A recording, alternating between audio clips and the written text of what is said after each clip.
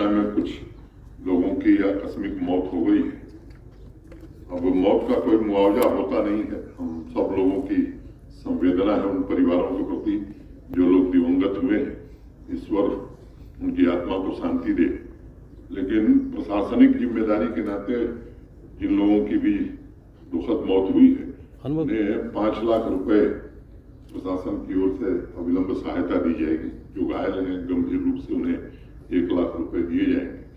तो एक तो मेरा आग्रह होगा कि सभी लोग अपने अपने स्थान पर 2 मिनट का मौन रख करके उन सबके प्रति शोक संतप्त परिवारों और उनके प्रति संवेदना व्यक्त करें।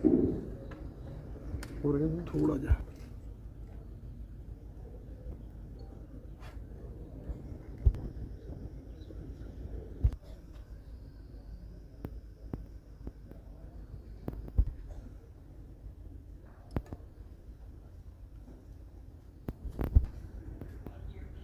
मौन समाप्त।